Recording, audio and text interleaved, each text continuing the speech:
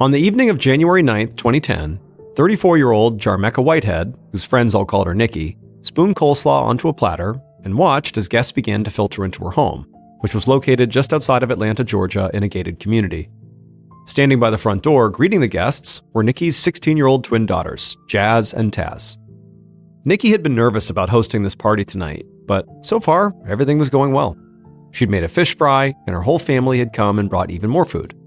She had worked all day at the hair salon where she was a beautician, but she'd still had some time to decorate and hang up handwritten posters that read, "Tas and Jas, welcome home, we love you." Now, Tas was here laughing it up with her family, and it made Nikki really happy. But as she looked around, she realized that Jas was nowhere to be seen. Nikki frowned. This party was really supposed to be a celebration of forgiveness and new beginnings, but there was still a lot of hurt to get over in their little family. Because for the last year and a half, Tas and Jas had not been living at home with Nikki. Nikki had lost custody of her kids after the three of them got into a huge fight and Nikki called the police. She had thought that calling the police would just scare the girls into behaving better, but that's not what happened. Instead, a judge decided that Nikki was not a fit parent and sent the girls to go live with Nikki's grandmother, Della Frazier. Nikki had been heartbroken. She herself had come from a tough background, and she had tried so hard to break the cycle for her kids. She had actually been raised by Della, who was her grandmother and so her daughter's great-grandmother, because when she was born, her own mom was in jail. And also, Nikki had gotten pregnant with the twin girls when she was just 18 years old. But when the girls were born, Nikki had decided that she would not let them make the same mistakes that she had. Instead, Nikki had tried to raise them with strict rules and to focus on academics. And so, Tas and Jas became Girl Scouts, they did dance and music classes, and they made the honor roll at school. Until they became teenagers, everyone always said how sweet and well-behaved they were. But when they hit 13 years old, they began sneaking out and getting into fights, and nothing Nikki did seemed to rein them in. When Nikki finally lost custody of her kids to her grandmother Della, she had worried she might never get her girls back. But she had done a lot of hard work, including enrolling in college classes, and finally, she had regained custody and her girls were home, living with her and her boyfriend, Robert Head. Now, everything was not perfect at this point. The girls were very clingy to each other, and they openly said they missed Della, their great-grandmother. But for tonight, Nikki felt like, on the whole, things were pretty good. Except that one of the girls, Jas, seemed to have disappeared from the party already. Nikki went and found her best friend and asked her to go look for Jas. Her friend nodded and then slipped away, and Nikki waited nervously by the food for her friend to come back. And only a few minutes later, the friend returned with some good news. She said that Jas was in her bedroom and was a bit overwhelmed by everything, but they had had a nice conversation about how excited everybody was to have them home. Nikki's friend said that both the girls seemed to be in good spirits, so Nikki should just relax and eat and enjoy the party. At this, Nikki felt a wave of relief wash over her. Then she went back to setting up the fish fry.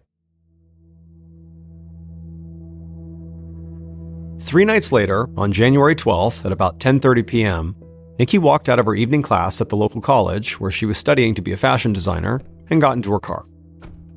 It had been a bad day. All the happiness she had felt at the girls' welcome home party was now gone. But this time, it was not because of a fight she had had with the girls. Instead, it was because she and her boyfriend, Robert, had had a nasty argument that afternoon. Nikki and Robert had been together for a decade, and they really loved each other. But their relationship was a little unconventional. Part of it was that Robert was 30 years older than Nikki, and he worked as a long-haul trucker, so he was away from home for days or even weeks at a time. But none of that is what made their relationship truly unusual. What made it really atypical was that their relationship was open, meaning Nikki was allowed to have other boyfriends besides Robert. And this was ultimately what their fight that day had been about. According to the rules they had set up for their relationship, when Robert was home, they were an exclusive couple. But when Robert was away working, Nikki could date anybody she wanted. But Nikki was not supposed to talk to Robert about her other boyfriends. But this morning, she had taken a call from a man named Joe Carter, who she was dating, right in front of Robert. And Robert had been furious and insulted, and Nikki had left to come to class without resolving that fight. Now, all she really wanted to do was go home and relax and just be by herself. And she knew Robert had left on a trucking trip, and the girls were very likely asleep right now. But she couldn't just go home and do that. because the reason her other boyfriend, Joe Carter, had called her that morning was to ask her to come over to his house after her class. So Nikki shook off her exhaustion and drove to Joe's house and rang the bell, hoping that whatever Joe wanted, it would be quick. When Joe answered the door, he looked very serious. He invited Nikki inside, but he seemed incredibly tense and awkward. Nikki had a bad feeling, and she asked Joe what was wrong. But at first, he wouldn't even answer her directly. He just kept talking about old fights they'd had. Nikki had already had a long and emotionally draining day, so she told Joe that whatever was on his mind, he just needed to spit it out. So, Joe told her. He wanted to break up. He was done being part of her open relationship. Nikki was absolutely incredulous. Joe had made her come all the way out here late at night after class after all this just to break up with her? And also, just weeks after her daughters had finally come home? Like, this is supposed to be a good time in her life, and he's just crushing her? Nikki just stormed out of Joe's apartment and slammed the door behind her.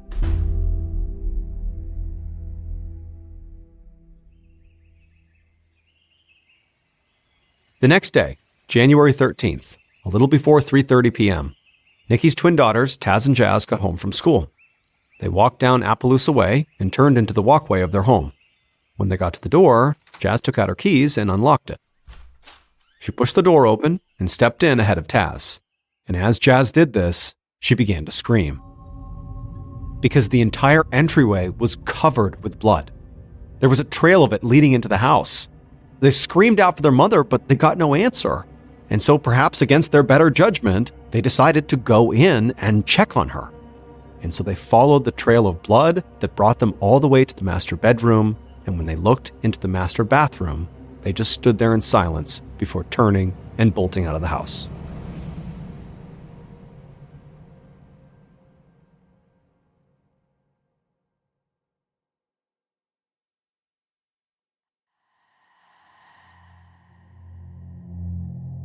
A Rockdale County Sheriff's deputy was driving his cruiser down Appaloosa Way on his way back to the station after serving a warrant at one of the houses in the neighborhood when he saw two teenage girls sprinting towards his car at full speed. The deputy slammed on his brakes as the girls reached his cruiser and began banging on the windows. They were completely hysterical and screaming incoherently, and when the deputy got out of his cruiser, it took him a second to get them to calm down enough to tell him what was going on. But when they finally did, he radioed back to the station to request backup. About 30 minutes later, around 4 p.m., Detective Ken Swift of the Conyers Police Department stood inside the master bathroom of Nikki Whitehead's home on Appaloosa Way, looking down at Nikki's dead body, partially submerged under the water in the jacuzzi-style tub. This was the bloodiest crime scene that Swift had ever been to. The whole house had a stifling metallic smell from the sheer amount of blood that was soaked into the carpets and smeared all over the walls. Whatever had happened here, Swift could tell it had been long and very violent. The house was trashed. Chairs were tipped over, there were all these jagged pieces of something red and ceramic scattered in the living room, and the floor was littered with magazines that had been knocked off a coffee table. Now, Swift tried to count the number of stab wounds on his victim's body, but it was impossible. This level of brutality suggested pure rage, which meant that Nikki had very likely known her killer. The fact that there was no sign of forced entry or anything stolen also supported this theory. Swift put on a pair of gloves and then bent down to gently touch Nikki's head. He could see lots of stab wounds in the back and front of her neck, and there was a strand of hair between her teeth. Swift asked a crime scene tech to take the hair for analysis. Then he stood up and followed the bloody drag marks back out of the bathroom and down the hallway. He found a bloody handprint on a door frame of the master bedroom and also on the doorknob of the front door. There were some bloody footprints of bare feet that officers had discovered outside that suggested that someone, very likely Nikki, had actually run out of the house during the attack, but had either turned around or, if it was Nikki, been dragged back inside. Swift stood at the front doorway looking out at those bloody footprints and also the sea of police vehicles with their flashing blue lights on. He was hopeful that a neighborhood canvass would turn up witnesses.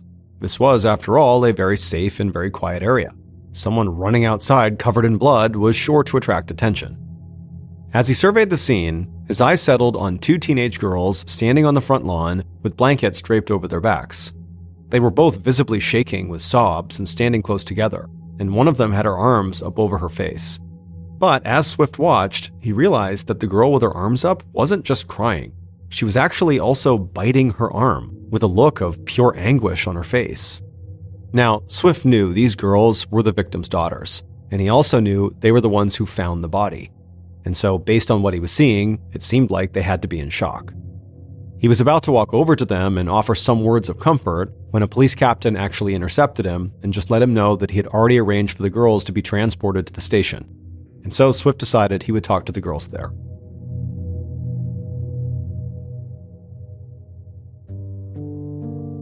About an hour later, Detective Swift was standing in the police station looking at a TV monitor that showed a live feed of the conference room, where the captain had put Jas and Tas Whitehead.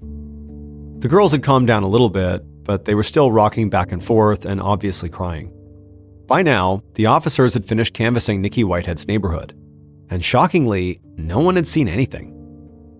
One neighbor reported hearing his doorbell ring in the morning and someone yelling, but he hadn't gotten out of bed to answer it. The only potentially useful information the police had gotten from neighbors was that they had seen a black car they didn't recognize parked on the street near Nikki's house around the time of the murder. But this was not a lot to go on. Until they got forensics back, Swift knew that Tas and Jas Whitehead were his best hope for any leads. However, they were so distraught he didn't know what he would get out of an interview. But when Swift walked into the conference room, the girls appeared to try to pull themselves together, and Tas told Jas they had to be strong. Swift put a box of tissues on the table and then gently asked the girls if they could walk him through what had happened. The girls took a minute to compose themselves, and then they began to speak. They told the detective that the day before, their mother had gotten into a bad argument with her boyfriend Robert. But they hadn't really resolved it, and then she had left for class and he had left for work. The girls said that night they stayed up late at their house, but they were in one of their bedrooms talking with each other, so when their mom came home, they didn't hear her. And then that morning, they had overslept and missed the bus. But they ended up walking to school because when they knocked on their mother's door, she didn't answer. The girls said at the time they hadn't thought much of it, and when they left the house, everything looked and seemed normal. They just hadn't seen their mom yet. But when they got home, of course it had been a different story. The house was ransacked, there was blood everywhere, and when they tried to call out for their mother and she didn't call back, they wound up searching the house, and they would ultimately find her dead inside the tub. At this point, the girls began to break down and start crying again, like they were reliving the moment they found their mother. And to Swift, this made sense. But really what he was thinking about was the part of the story where the girls referenced a fight between Nikki and her boyfriend Robert. The police had been trying to reach Robert ever since they found Nikki's body, but he was on the road in his semi-truck and they hadn't yet been able to track him down. And in a murder investigation, the victim's romantic partner was always the first suspect, especially when they were not getting along, and according to the girls, that's exactly what was happening right before Nikki had died. However, when Swift asked the girls if Robert and their mom fought often, Tas and Jas were adamant that they didn't. They said they loved Robert, and so did their mom. Their biological father had not been in their lives, and Robert had really helped to raise them, taking them for rides in his truck and out to eat at McDonald's. He was great. So, Swift asked the twins if there was anybody else they could think of in their mother's life who maybe she wasn't getting along with or who might have wanted to do her harm. And it was at this point that Tas and Jas brought up Joe Carter. The girls said their mom did really love Robert, but she talked to a lot of other men. And the one name the girls had been hearing a lot recently was Joe Carter, who was their mother's other boyfriend. Now, the way Tas and Jas brought up this other boyfriend was very casual, like it was totally normal in their lives. But when Swift heard it, he immediately knew he had a compelling motive for Nikki's murder by either Robert or Joe, a love triangle.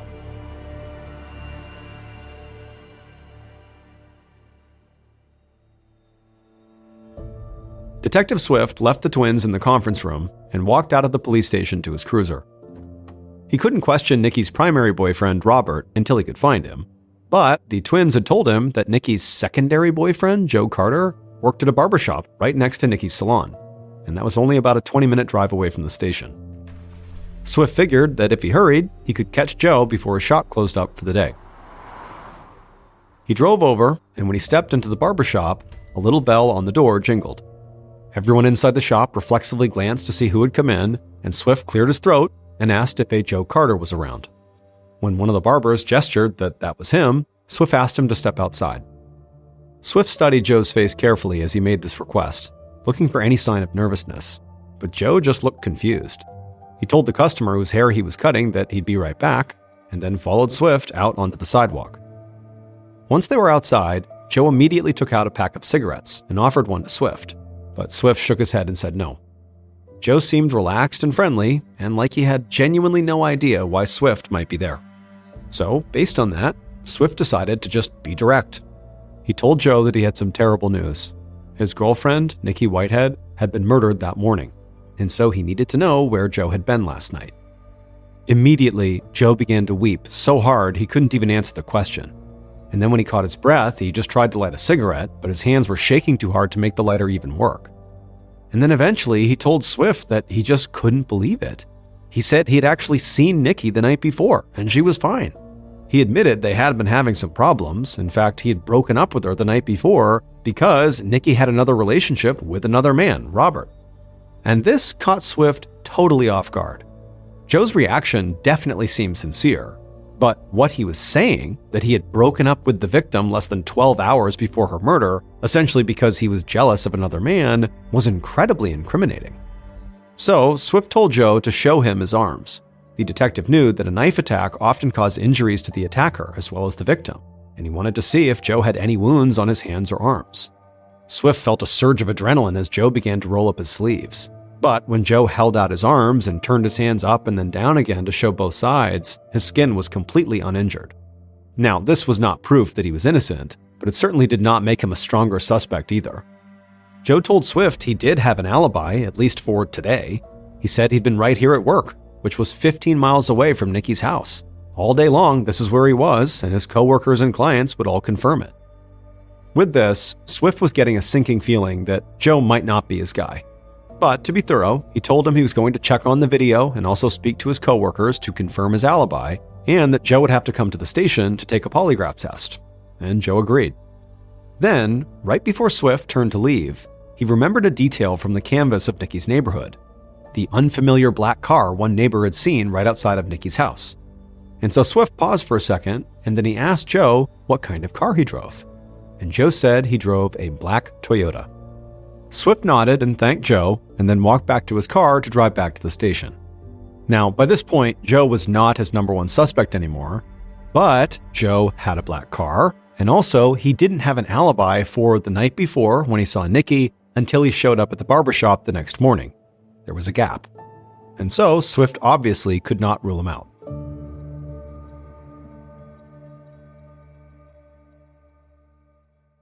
The following day was Thursday, January 14th, and Swift began the day at his desk, drinking a lukewarm cup of coffee and reading through a stack of papers. So far, he had one good theory about a love triangle that he thought was viable, but he also knew he wanted to keep an open mind about other possible ideas and suspects while he chased down the love triangle angle. The first packet of papers he was looking at were court documents from the ongoing custody case of Tas and Jas over the last few years. From looking them over, Swift was quite interested to learn that the twins' great-grandmother, Della Fraser, who at one point had looked after the girls, had been very upset when Nikki had regained custody, at least in part because it meant Della would no longer receive money from the state for their care. Custody disputes and money were both reasons people killed each other. Swift knew this. But Della was 75 years old. Nikki's attacker would have had to be very strong with good stamina to stab Nikki that many times. So it didn't feel promising that Della was behind the murder. The second packet of papers that Swift was looking over that morning was the autopsy report. Nikki had been stabbed somewhere between 50 and 80 times, and her spinal cord had been severed. However, while that did give some information, it didn't really give Swift much more than he already knew. I mean, he just looked at the crime scene and knew this was a vicious attack, and the autopsy basically confirmed that. Finally, Swift had a few reports from the uniformed officers who had done the neighborhood canvass. They talked about the mysterious black car that had been spotted, that at this point Swift was thinking might belong to Joe Carter, the second boyfriend, but the uniformed officers also listed information about another mysterious car neighbors had seen. This one was a red sedan, specifically a Dodge Avenger, that had a white hood and missing hubcaps, and apparently it had shown up in the early afternoon outside of Nikki's house. No one saw the driver, and it only stayed for a few minutes. As Swift mulled over all this information he was taking in, the phone on his desk rang. When he answered, he was pleasantly surprised to hear the voice of Nikki's live-in boyfriend, Robert Head, the guy nobody could find. Robert apologized profusely for being so hard to reach and then asked, what's going on? When Swift told him that his girlfriend had been murdered, Robert let out this awful, anguished scream, and then he said he would head home right away. But Swift told him no, just come to the police station. Before Robert hung up, he said he had one more question. How were Tas and Jas?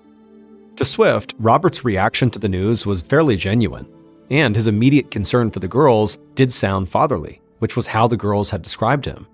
But Swift also knew the man could be acting. When Robert arrived at the police station, Swift had him put in an interrogation room, where he watched for a few minutes on the surveillance camera before going inside himself. When Swift looked at Robert up close, he looked like a broken man. He was 64 years old and thin, and he was slumped in his seat looking absolutely miserable. When Swift sat down across from him, he could almost feel Robert's grief from the other side of the table. Robert would turn out to be a very easy interview. He answered all of Swift's questions clearly and fully, and didn't shy away from pretty embarrassing details. He said he knew about Joe Carter, and he didn't mind that Nikki was seeing him. Nikki was young and beautiful and outgoing, and Robert felt lucky that she even wanted to be with him at all. He said he was crazy about Nikki and about her girls, and really he just wanted her to be happy. He admitted to fighting with her the day before she was murdered over her phone call she took from Joe Carter right in front of him, sort of breaking one of their rules, but he said that as soon as he had left and hit the road in his truck, his anger had faded and he had considered their issue closed. And then when Swift told Robert to show him his arms, they were uninjured, just like Joe's. Finally, Robert's truck itself contained proof that he really could not have been the killer, because it had a GPS tracker inside, which put him a full day's drive away from the home by the time Nikki was killed. Swift ultimately left that interview feeling totally deflated. In a matter of just 24 hours, he'd identified two seemingly very good suspects in Robert and Joe. But now, both of those cases seemed to be falling apart.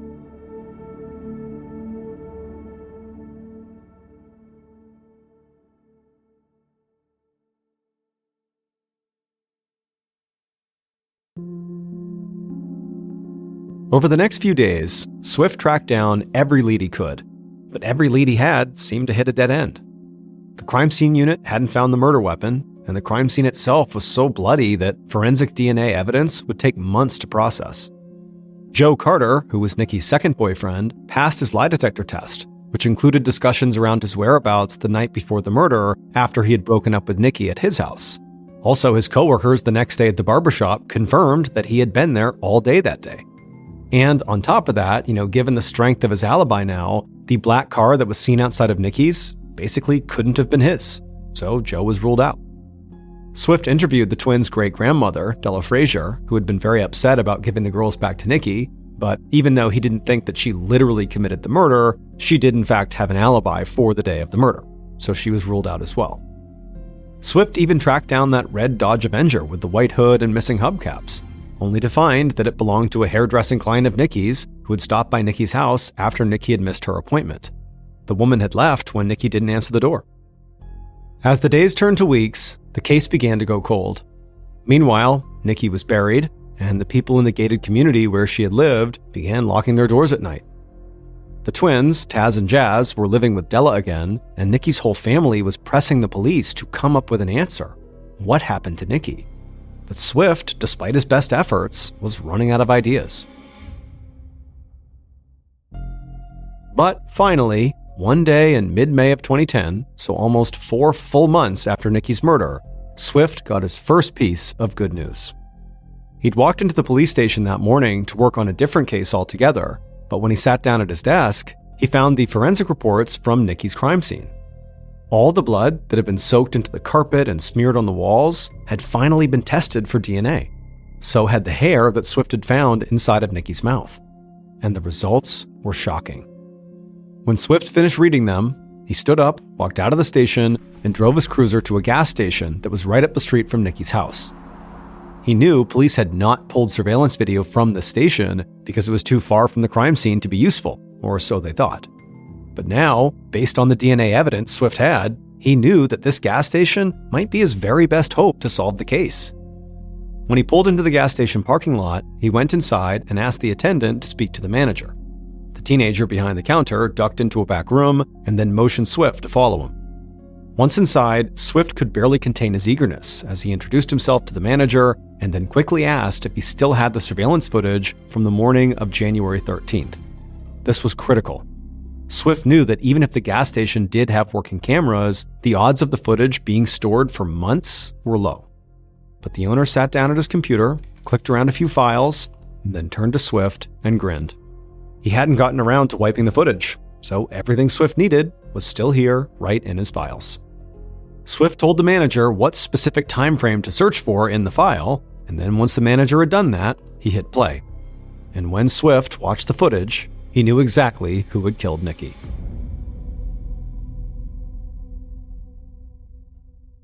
Based on DNA evidence, surveillance footage, and interviews collected over the course of a 4-month investigation, the following is a reconstruction of what police believe happened to Nikki Whitehead on the morning of January 13th, 2010.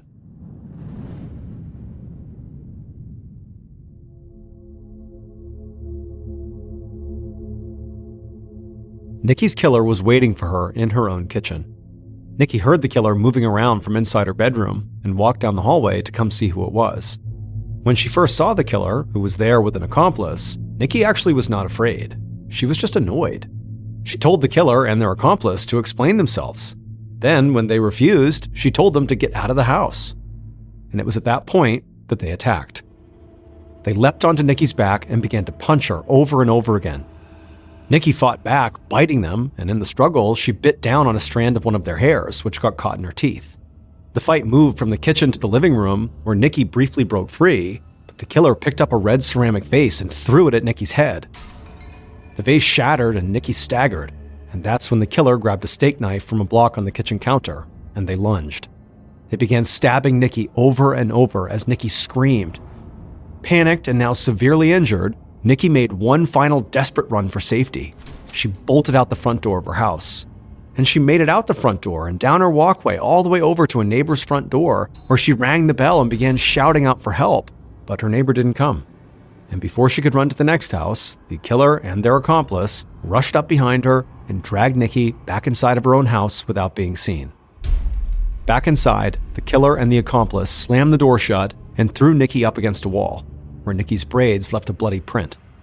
Nikki stood for a moment and then crumpled to the floor. And without hesitating, the killer jumped on Nikki and stabbed her again, over and over, until she was dead. After that, the killer and the accomplice dragged Nikki's lifeless body down the hallway and into the bathroom. They ran the water in the tub and then heaved Nikki's body up and over the edge. It was done. They stood there for a minute, just staring down at their work. After that, they cleaned themselves up and then put on their backpacks, slipped out the front door, and began their walk to school. And one of the first buildings they would have to pass on their walk to school was the gas station. And that gas station would have a surveillance camera that would capture them walking 2 full hours later than what they would tell police. It would turn out Nikki's killers were her own 16-year-old twin daughters, Tas and Jas Whitehead. The twins had told police that they didn't see their mother that morning, but that was a lie. They had gotten up late, and instead of going to school, they had been writing notes to each other and laughing in the kitchen when Nikki had woken up, come in, and asked why they weren't at school. Tas and Jas were already furious to be back home. They didn't want to be there, they resented their mother and all her strict rules, and for whatever reason, that morning when their mom confronted them, it just felt like the final straw. And so they stabbed her to death, and then went to school like it was just another day. When they got home, they put on this big act of being distraught and horrified by the violent scene they themselves had created, and then ran outside to go tell police. But what the twins didn't realize was that during the vicious attack, one of them got a strand of their hair caught in Nikki's teeth, and then also their own blood mingled with Nikki's. Because Tas and Jas were identical twins, the police were never actually able to pinpoint which of them did what, but it was very clear they were directly involved in the killing.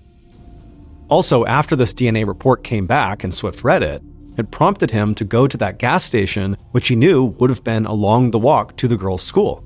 And he quickly discovered they had lied to him about what time they had actually walked to school. Also, it was later determined that some of those bite marks on the girls' bodies that police had originally assumed the girls had made themselves out of grief were actually made by their mother during the attack. But the final and perhaps most cold-blooded piece of evidence were the notes the girls had written to each other in their notebook on the morning of the murder. Literally, they wrote these right before they killed their mom. One twin wrote on the last page of the notebook, quote, "She don't care. She's selfish. She needs to go." And the other twin wrote their response, which was, quote, "That's what I think also. She gotta go ASAP." On May 21st, 2010, Tas and Jas Whitehead were arrested for the murder of their mother, Nikki. They ultimately pleaded guilty to voluntary manslaughter and were sentenced to 30 years in prison. Both twins blamed Nikki for starting the fight and said that she actually attacked them. However, officials do not believe this account.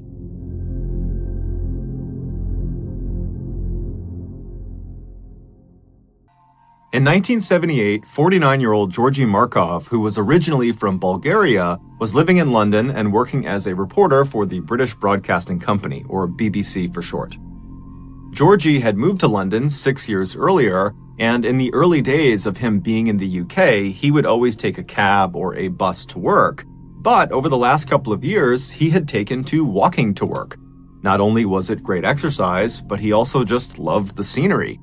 In particular, he liked on his commute to stop on the Waterloo Bridge, this very famous bridge in London, where from that position he had a beautiful view of the Westminster Palace on one side, and he had the iconic London Eye on the other, which is a very famous Ferris wheel.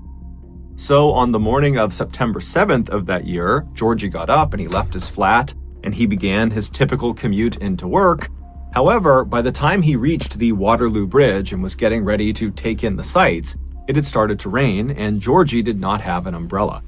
And so instead of sightseeing, he just kept on walking as quickly as he could to try to get to his office before he got completely soaked. But by the time he was just on the other side of the Waterloo Bridge and still had quite a distance to cover to get to work, the skies had completely opened up. And so as much as Georgie wanted to walk, because this was something he really enjoyed, he decided it was not worth it. And so he began looking for a bus stop, and he found one pretty quickly, and he rushed over to it. There was an awning that the commuters could stand underneath, and so he ran underneath this awning, getting out from under the rain, and then he proceeded to wait for the next bus to take him the rest of the way. As he stood there waiting, he suddenly felt a shooting pain in the back of his right thigh. And instinctively, without even knowing what it was, he just reached down and grabbed his leg, but he couldn't feel anything. And then he tried to kind of look around and look down at his leg, but it was just too crowded around him, so he really couldn't do it. And so he's standing there puzzled, still grabbing at his leg, wondering what could have caused this pain. And the only things he could think of were, maybe someone near him had a pen or a pencil out and they accidentally poked him, or maybe it's some sort of bug that bit him, a spider or a bee or something. He didn't know, but there weren't that many scenarios that made sense to him. But before he could spend very much time dwelling on what had caused this, the bus arrived and Georgie turned around, he hopped on board, and by the time the bus pulled up in front of his office building and he had gone through the doors of the BBC, Georgie had effectively forgotten about this pain in his leg. But when he got up to his actual desk and sat down on his chair, when the underside of his thigh made contact with his chair, it sent that shooting pain into his leg, and immediately he noticed it. It was almost like he had a splinter stuck in the back of his thigh, and by pressing it down on the seat, it was driving that splinter deeper into his leg.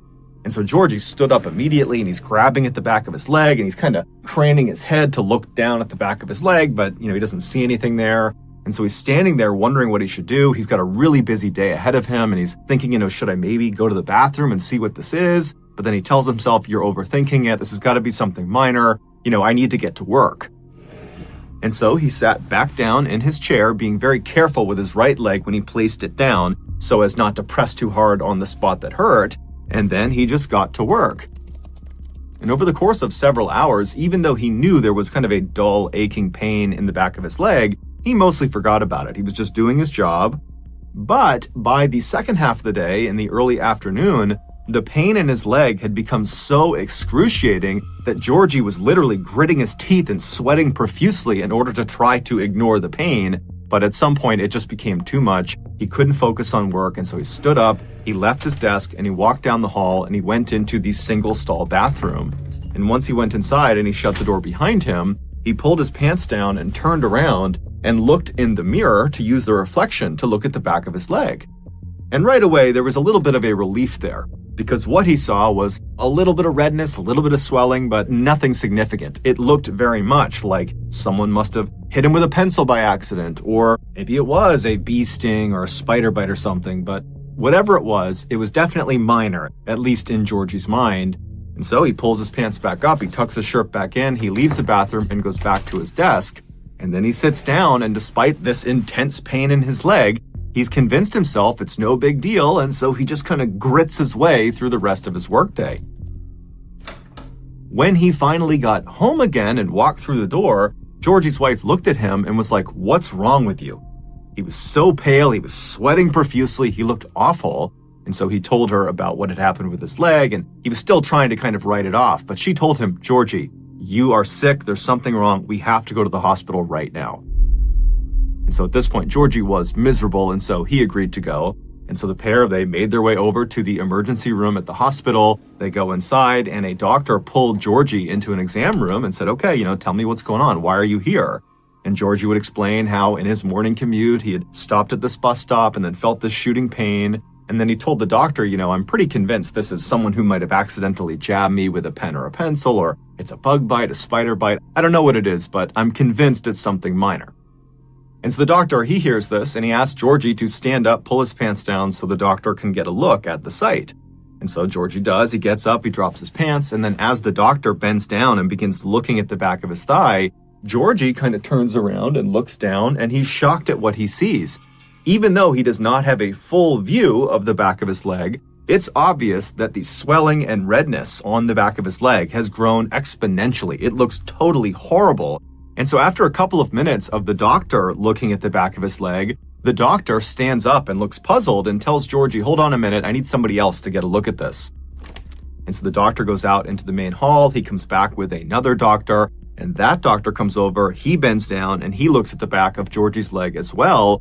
And after the two of them kind of talk to each other and they're looking at the back of his leg, they stand up and they walk around and they're facing Georgie now, and they say, "Okay, this is going to sound totally weird, but when you were at the bus stop, before you felt the pain in your leg, was anyone around you holding a snake or a reptile? I know that sounds crazy, but the mark on the back of your leg looks exactly like a venomous bite."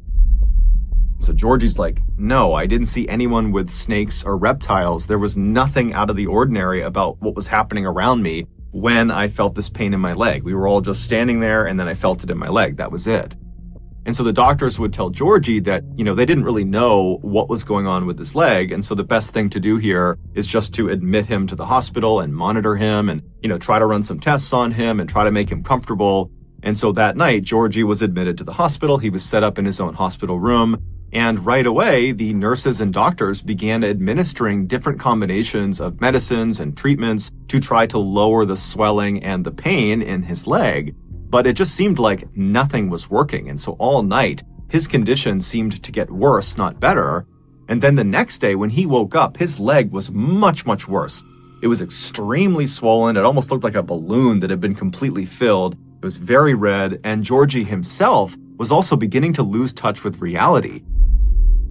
He had become convinced that someone had tried to kill him, and that was why he was so sick.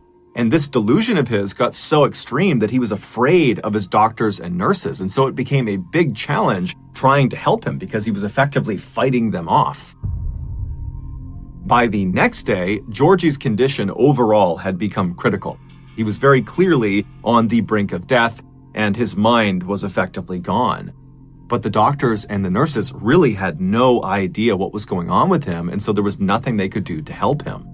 And then on the last day he was in the hospital, the third day, Georgie would die. His body just shut down. Given the strangeness of Georgie's death, his body was sent for an autopsy to try to figure out what had caused that leg pain, because that seemed to be the trigger that ultimately killed him. And sure enough, during the autopsy, the coroner made a surprising discovery. buried in the back of his right leg, right underneath the site that was where he felt the pain, was this little piece of metal. It was so small, the coroner actually almost didn't see it. But when he did see it, he put it under the microscope, and what he saw was this obviously man-made metallic disc that had these two small reservoirs drilled into it. And so they sent this disc off for further testing, and what they discovered was there was ricin residue inside of those two reservoirs.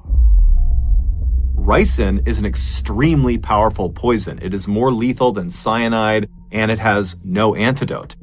And the symptoms of ricin poisoning often look like the symptoms of other diseases or illnesses, and so it's very difficult to diagnose. And so as a result of these factors, ricin is a very popular poison for assassinations. And the belief is that that is exactly what happened to Georgie. He was assassinated. But to this day, we don't actually know who assassinated him. However, the running theory is that Georgie, who was a reporter for the BBC, he covered politics, and he often spoke very critically about the Soviet Union. And so this theory goes that the Soviet Union's intelligence agency, known as the KGB, they assassinated Georgie for what he was writing about. Adding credence to this theory, a former KGB officer named Oleg Kaligan, who was exiled to the United States in 1991, he claimed that he oversaw the assassination program that targeted Georgie Marov. He said what they did is they put this little tiny disc, that metal disc with the ricin inside of it, they put that at the tip of an umbrella, and they made sure the disc itself was fairly sharp.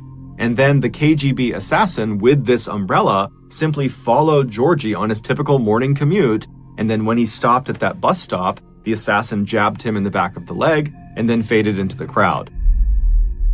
According to Oleg, those little metallic discs that had the ricin inside of them, they were actually covered with a thin layer of wax, and only when this disc had been placed inside of the target's body would their body heat melt that wax layer off, exposing the poison, and then their target would die several days later, as Georgie did.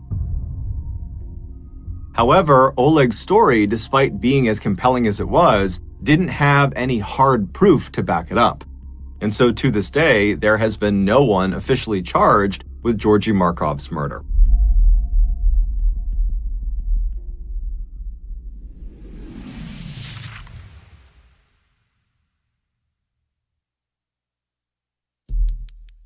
Our next story is called Professional Job.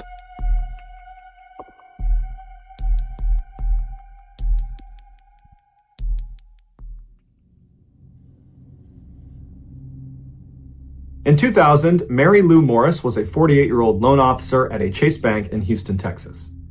On the morning of October 12th, Mary Lou said goodbye to her husband, Jay, and she headed off to work. That afternoon, Jay gave his wife a phone call, but she didn't pick up. He left her a message, and she never got back to him. This was very unlike Mary Lou, and so Jay was a little bit concerned. At 5 p.m., when he still hadn't heard from her, Jay called her back, but again, she didn't pick up.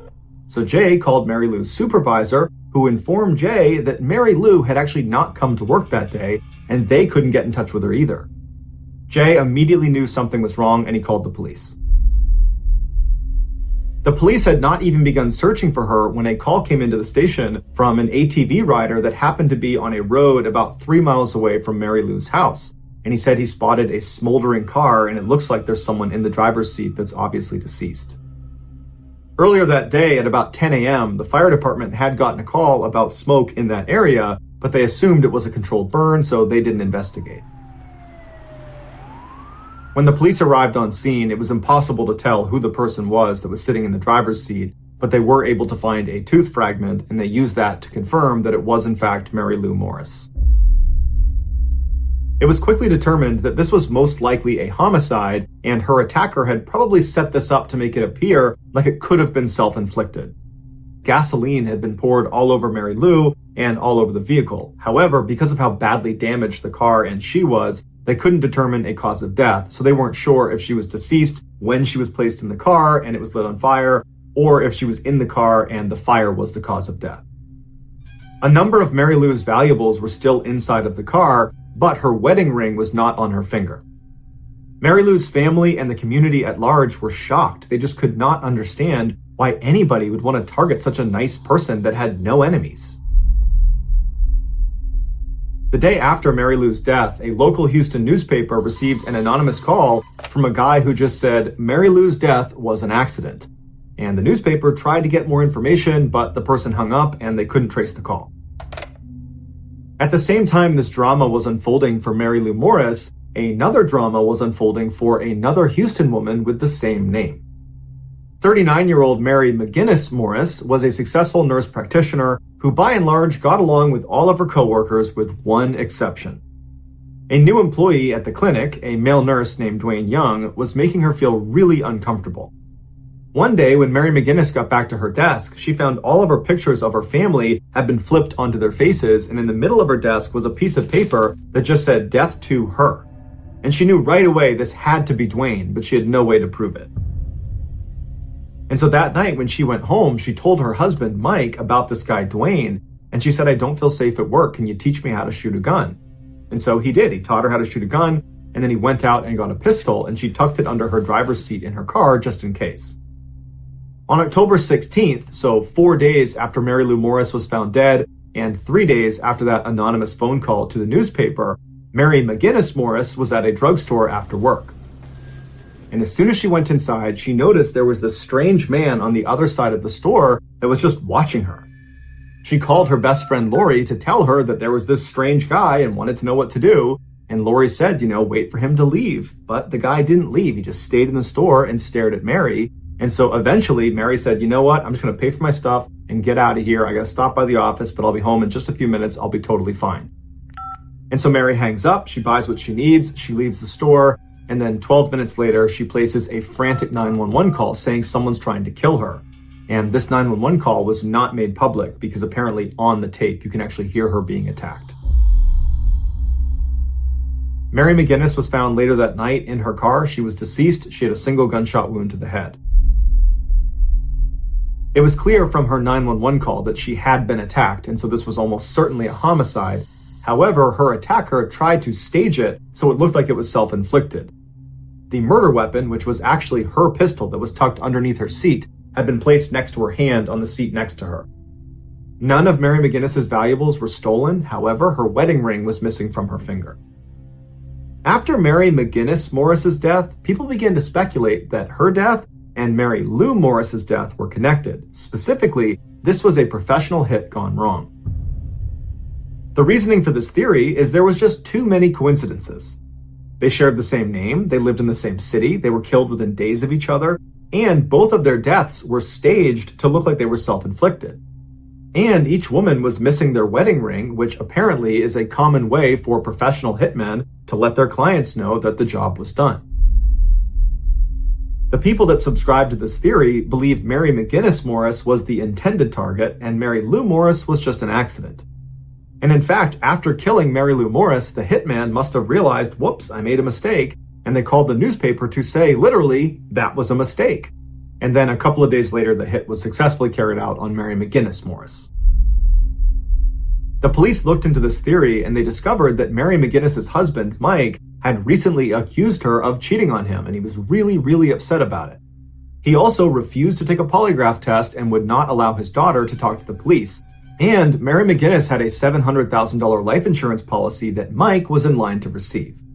And so immediately everybody's like, okay, obviously Mike put a hit out on his wife and that's what started this whole thing.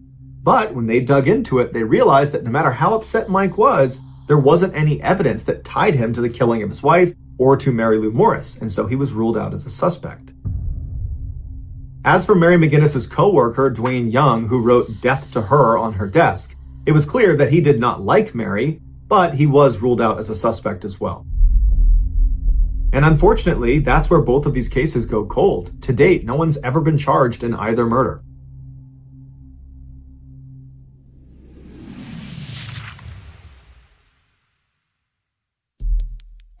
The next and final story of today's episode is called Dispatch.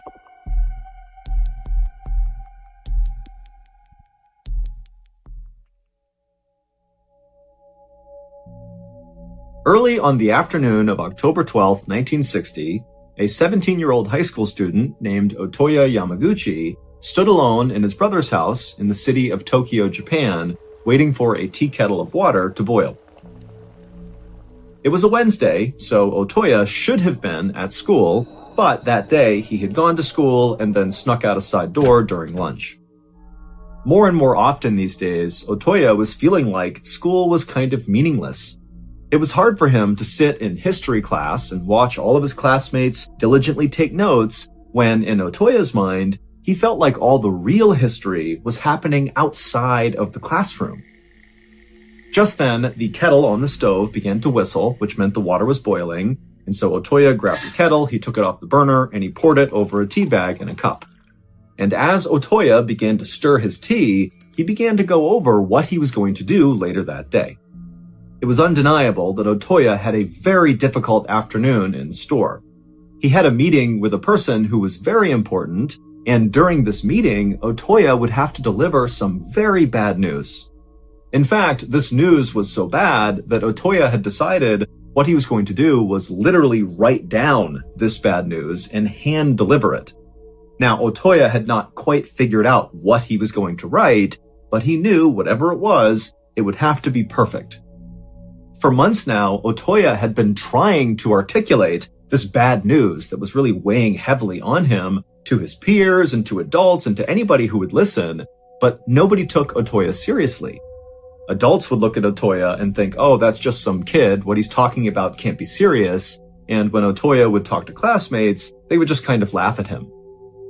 Otoya frowned and he looked out the window and he thought to himself, maybe this whole time I've been coming off as too angry when I talk about this bad news. Maybe I need to change the way I talk about it to sound more sincere. And as Otoya was thinking about this, he suddenly thought, oh my goodness, I know exactly what to write. And so Otoya abandoned his tea and ran over to his brother's desk. He grabbed a piece of paper and a pen and he started writing. Over the last year, Otoya had felt like he had really grown up and really started to find his true self. He had been raised in a very strict household. His father was a colonel in the Japanese military, and he expected Otoya to be obedient and polite, and so that was what Otoya had done. But a couple of years earlier, Otoya had managed to secure a spot in a high school in Tokyo, far from where he had grown up, far from his father, and Otoya was really excited. He felt like going to this high school in Tokyo would finally allow him to kind of get out from under his dad's strict authoritarian rule. And his father had let him go to the high school in Tokyo, but after only a couple of weeks, it turned out Otoya's father had decided, nope, I don't want you to go there, and he had insisted that Otoya come back home and go to a Catholic school closer to their hometown. And it was at this point that Otoya, for the first time really in his whole life, he decided to push back against his dad. And so even though Otoya did come home, he did go to this Catholic school, as soon as he was home, he began constantly begging his dad to let him return to Tokyo, let him go back and live with his brother who lived in Tokyo, and let him go to the high school that he loved. And eventually, surprisingly, Otoya's father relented and said, okay, fine, you can go to Tokyo, you can do what you want. And so Otoya had been totally overjoyed. He had returned to Tokyo, gotten re-enrolled in the high school. But after only a couple of months, Otoya had kind of lost interest in the school, and instead his focus had now shifted to politics. Otoya's brother, who Otoya lived with in Tokyo, was very into politics, and he was always taking Otoya to speeches and rallies, and very quickly Otoya had gotten into it. And eventually, Otoya began to think that his purpose in life was in politics, and he just didn't like the idea of having to wait until he graduated from high school to pursue that career ambition. But when Otoya brought these ambitions up to anyone who would listen, no one took him seriously. They looked at him as a skinny, scrawny, kind of meek little guy who was not going to make a difference in the world. But Otoya begged to differ. By now, Otoya was almost done with this note he was writing, and so he looked up and he checked the clock. He saw it was 2 p.m., which meant he really needed to get going soon. He was going to go to a political debate at the Hibiya Public Hall in downtown Tokyo, and the very important person he was going to meet and deliver this bad news to was going to be at this debate. Otoya took one more look down at the note he had just written, and he read it over a couple of times, and he realized he was missing one more line at the bottom. And so he leaned down and he wrote, quote, "I can't forgive you." Feeling like he was done, he folded up the note, put it in his pocket. He stood up, he grabbed his school uniform jacket and put it on, and then he grabbed this package that he had got from his father's house and he put it under his arm, and then he headed out the front door. Otoya always loved the walk downtown. The hall where this debate was going to take place was near the Imperial Palace, and it was this big, imposing building with a terracotta and stone facade that always inspired Otoya every time he saw it. When Otoya arrived at the hall, he saw loads of people streaming in through the front doors for this debate, and so Otoya joined them and made his way inside, and he moved towards the back of the auditorium, and then he began scanning the audience. And he saw there was at least 2,000 people inside, happily chatting and laughing and waiting for this thing to start. But all Otoya could think about was where this person was that he was going to be meeting, because as he was looking around, he didn't see them. At around 2:45 p.m., the moderator of this debate walked up onto the stage down in front. He went to the podium, he grabbed the mic, and he began telling the audience to take their seats and to be quiet, and then he began to explain the rules for this debate. Otoya at this point was really only half listening because he was still looking all around the inside of this hall for this person he was going to meet. Where are they? They're not here. 15 minutes later, at around 3 p.m., the moderator left the podium and a new speaker came out on stage. He was a politician named Inajiro Asanuma, and he was the chairman of the Japan Socialist Party. But when he began to speak and all the thousands of people in attendance leaned in to listen, Otoya was totally not listening because he could now see the person he was going to meet had arrived. Careful not to cause a disturbance, Otoya moved from the back of the auditorium over to the side of the building, and he began walking up a side aisle, only stopping briefly near a trash can where he pulled out that package he had brought from his father's house, and he unwrapped it and he threw the wrapping away and held on to what was inside of the package. And then Otoya looked down at what he was holding, he took a deep breath, and then he looked up and broke into a run.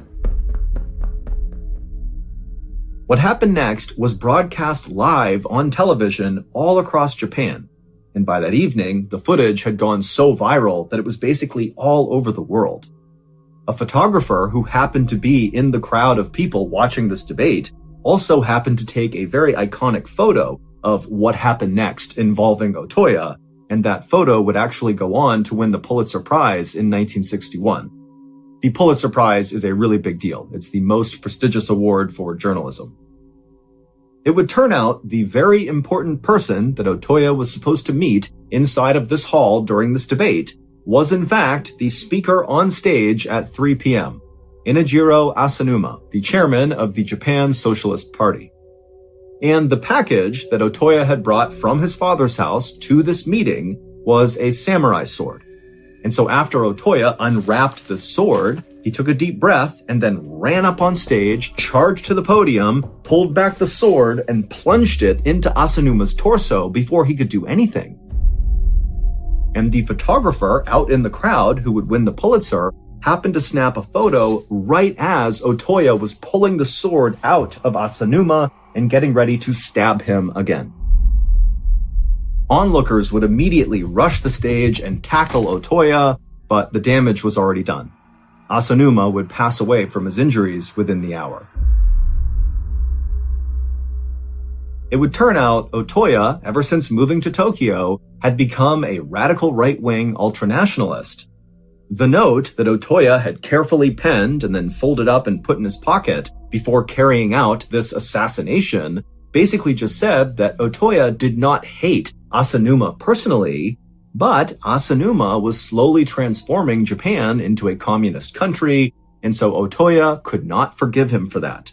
And so Otoya decided he needed to act. Otoya was immediately arrested, but 2 weeks later, while he was in prison, he would take his own life.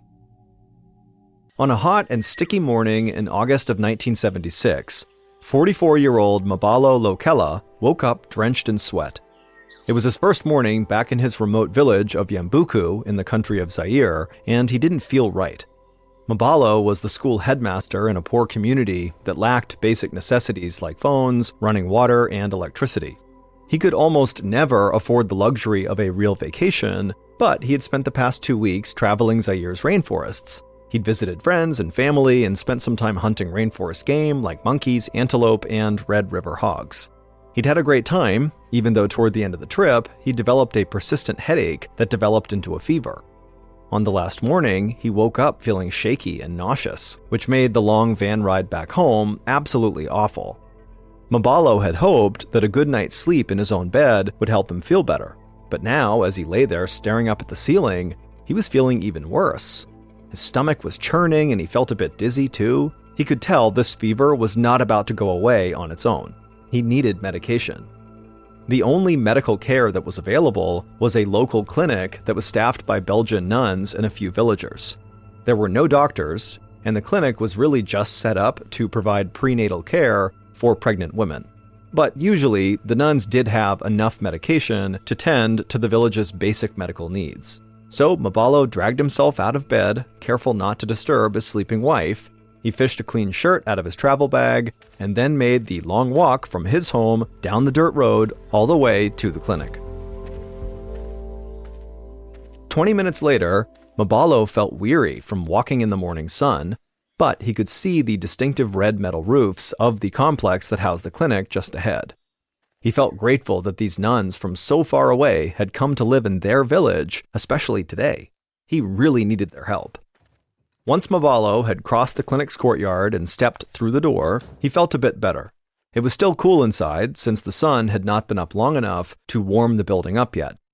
He looked down the row of beds, all kept impeccably tidy, and then he looked along one wall, and he saw a nurse was putting a few pill bottles into a row of beat-up supply cabinets. Mabalo knew this nurse. He was a local man who was named Sakado, who worked for the nuns. Sakado waved, and then asked Mabalo what brought him to the clinic that morning.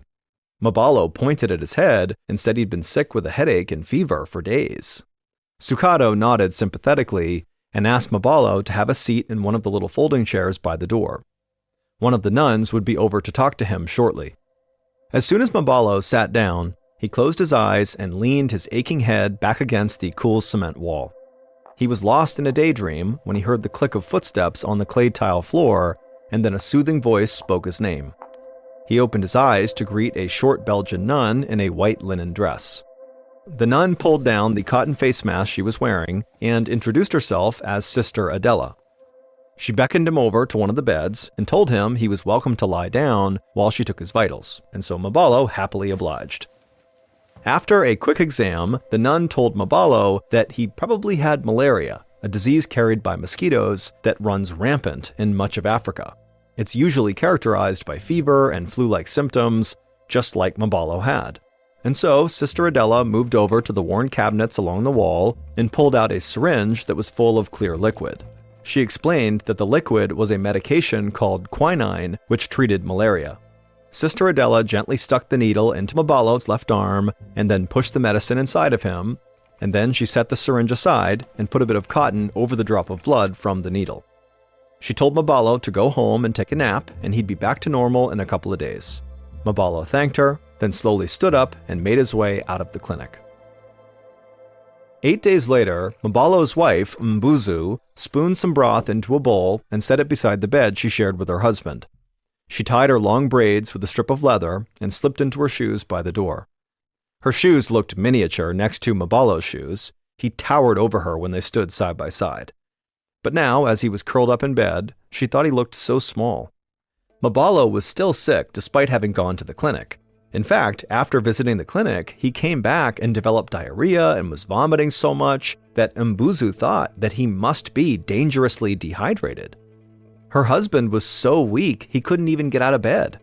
Mbuzu knew she needed to get her husband more help, so she told Mabalo she'd be right back, and she started walking to the clinic herself.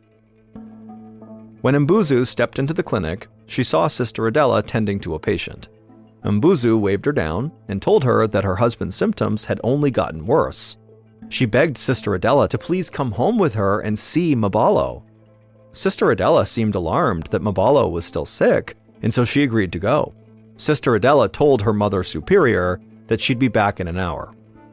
When the two women reached Mabalo's bedside, Mbuzu gasped. Her husband wasn't moving, and there was blood oozing from his eyes and ears. Mbuzu screamed and rushed to her husband. Mabalo opened his mouth like he was going to speak. Mbuzu leaned closer to hear whatever he was going to say, but then jumped back as a small river of blood gushed out of his mouth, trailing down his chin and staining their bedsheets. Horrified, Mbuzu turned to Sister Adela, who stared in disbelief. Then Mbuzu heard Mabalo begin to throw up, and so she grabbed a bucket just as he vomited up bile and blood. Mbuzu kept telling her husband that he'd be okay, but Sister Adela quietly shook her head. Mbuzu could tell by the nun's shell-shocked expression that she clearly had no idea what to do. Sister Adela just said she'd give him another injection of quinine, even though the last shot had done no good at all. After giving him the quinine injection, Sister Adela stayed a bit longer, helping Mbuzu clean up the blood dripping from her husband's eyes and ears. Once he was all cleaned up, Sister Adela told the couple that she promised to check in the next morning. But as she left, Mbuzu began to worry that tomorrow might be too late. A few days later, on September 7th, 1976, Mbuzu held her husband's hand as he took sharp, labored breaths. Sister Adela's quinine injections had not done anything. Mabalo was still unbelievably sick, his eyes had not stopped bleeding, and his saliva was red with blood. Mbuzu could hear blood gurgle in her husband's throat as he struggled to get air. She squeezed his hand helplessly until she heard her husband stop breathing. Suddenly, Mbuzu felt a terrible emptiness. Her husband was dead. She wrapped their bedsheet around Mabalo, letting her tears fall onto his motionless body. A few hours later, Mbuzu stooped over Mabalo's body alongside the women of Mabalo's family and some of Mbuzu's closest friends. Their front yard was full of neighbors and loved ones who came to sit with Mbuzu as she grieved. Despite her grief, Mbuzu felt touched by how many people mobilized to support her. Mbuzu and the other women washed Mabalo's body and wrapped him in a clean burial shroud. This was the funeral tradition in their village. Tomorrow, the men in the village would move Mabalo to the graveyard to be buried. A few days later, on the morning after Mabalo's funeral, Mbuzu awoke feeling totally exhausted. She'd barely eaten since her husband died, and she was completely worn out from crying. The moment she sat up, her head began to throb. She rubbed her temples trying to ease the pain, and then, without warning, she felt vomit surge in her throat. She barely had time to run outside before she threw up. Mbuzu knew this had to be more than just exhaustion. She cleaned herself up and then headed for the clinic right away. Mabalo's nurse friend, Sukato, had just finished sweeping the floor when Mbuzu appeared at the doorstep that morning. She looked awful. Even though the morning was still fairly cool, Sukato could see that Mbuzu was sweating profusely. Sukato felt a shiver run up his spine as he remembered the day that Mabalo had stumbled through the clinic doorway. He'd looked just as sick as Mbuzu looked now. He told Mbuzu to sit down, and then he ran out back to grab the nuns. Sukato came back inside with Sister Adela, and together they led Mbuzu to a bed. Sukato gave Mbuzu an encouraging smile, even though he feared she'd caught the same disease as Mabalo, which obviously killed Mabalo. And when his eyes met Mbuzu's, he could tell she was fearing the same thing. A few days later, in mid-September, Sukato was at work, busy refilling syringes with quinine, the malaria medicine. Behind him, Mbuzu's mother, sister, and daughter were all lying in clinic beds alongside Mbuzu. All of them were suffering from the same high fever and persistent headache. Mbuzu's mother had started hallucinating, especially at night. Sometimes when she was sleepy and her fever was spiking, she'd say that her dead son-in-law was standing in the clinic. Other times, she would see shadows that were not there. Sukato felt certain that these women did not have malaria. For one thing, malaria is not contagious, so it made no sense that 4 women from the same family had gotten sick one after another. Then there was the way that Sister Adela had described Mabalo bleeding from his eyes, ears, and mouth before dying. Sukato had never seen malaria cause something like that. To Sukato, it seemed like this bleeding sickness was something new and that it was somehow spreading among families. Mbuzu and her relatives had not started bleeding yet, but if their illness progressed anything like Mabalo's had, it wouldn't be long until they did. The thought of an entire room full of patients all bleeding from their eyes horrified Sakato, and if their disease really was contagious, then he could be lying in bed among them by tomorrow bleeding out of his eyes. But then he looked across the room to a perfectly healthy pregnant woman who was resting in bed with an IV in her arm. She had come in for a routine checkup and prenatal vitamins. For this woman and everyone else in Yambuku, the little clinic was the only healthcare they had. It was literally the difference between life and death for countless villagers. Sakato knew that whatever the risk, he had to keep coming back to work. People were counting on him. Full of renewed purpose, Sakato finished filling the syringes of quinine and went to help his patients. A week later, just before sunrise, Sakato stood outside the clinic door with a growing sense of dread. More and more villagers were getting sick, all with the same horrible symptoms. 21 people had come to the clinic with this disease so far, and every single one of them had lingered in bed, unable to eat or drink, growing so weak that they could barely lift their heads, until finally, around the 10-day mark after getting sick, blood would start leaking from their ears and eyes. Some patients had red-stained teeth from all the blood pooling in their mouths. After that, it was only a matter of days before they died from blood loss. Almost all of the people who'd gotten sick had died. Mbuzu had lived, but she lost her entire family. At this point, only 4 patients remained alive in the clinic. And the outbreak was far from over. 2 days ago, one of the pregnant women who came for prenatal vitamins began bleeding. Sakato had tended to her himself, knowing that if the mother died, her baby would too. The stress was really weighing on him. Even from the clinic doorstep, he could already smell the sweat and sickness of the patients inside. But as scared as Sakato was about getting sick himself, he was not going to stop helping. He pulled his protective mask from his pocket and wrapped it around his face. Then he unlocked the front door and stepped inside.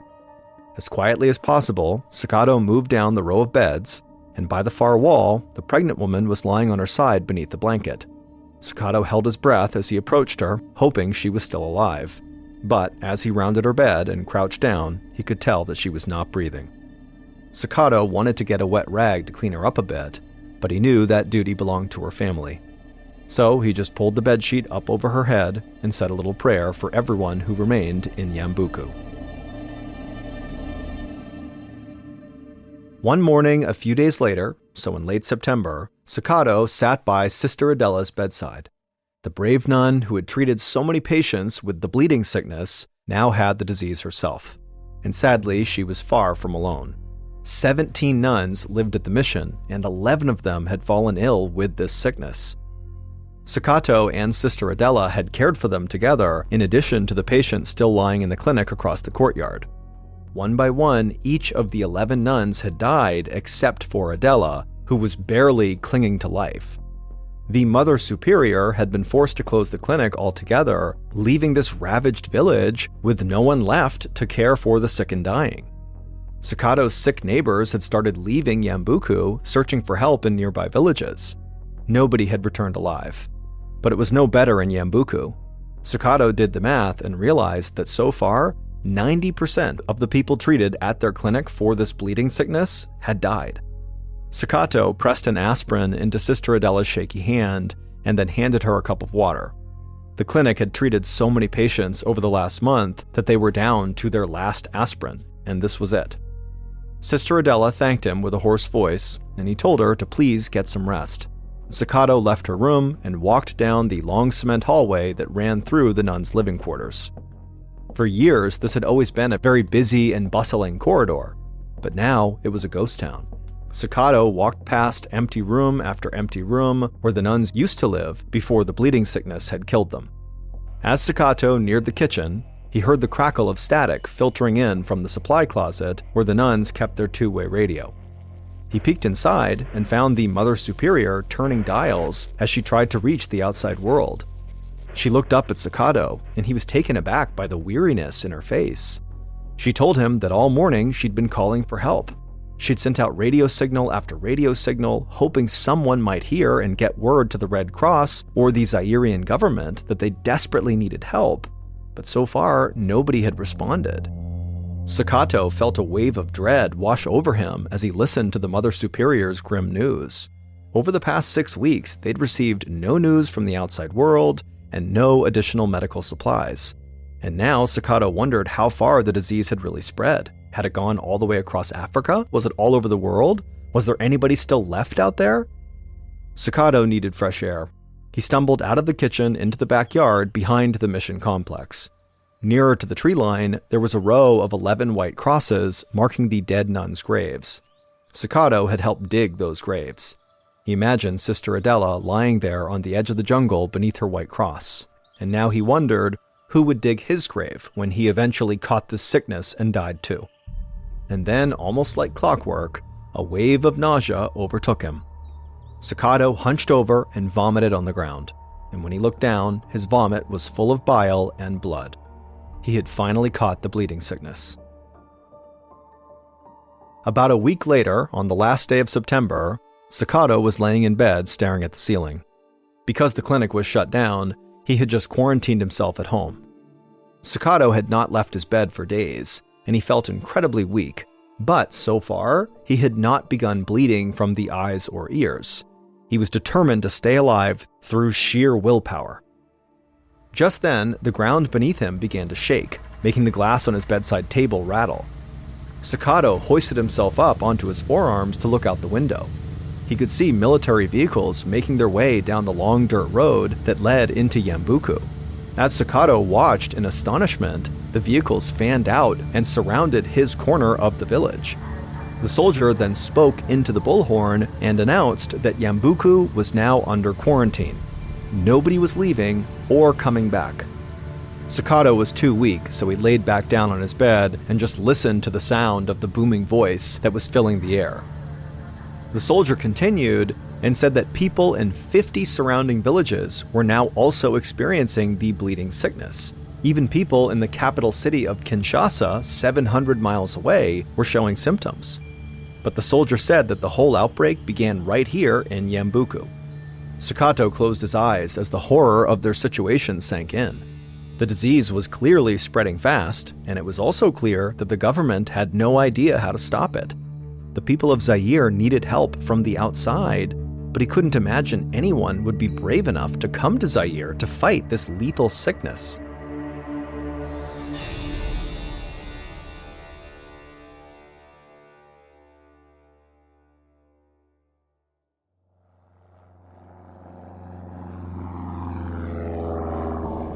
A week later, a 27-year-old Belgian scientist named Peter Pio felt a rush of anticipation as he stepped off a plane onto an airstrip located 75 miles from Yambuku. It was a little more than a month after the first victim of the bleeding disease, Mabalo Loella, had died. Peter was part of an international team of scientists and doctors sent to try to stop the disease before it spread beyond Zaire. Peter looked around the airstrip, taking in the lush green rainforest that hummed with plant and animal life. To him, it was the most beautiful landscape he'd ever seen. It was totally unlike anything in his native Belgium.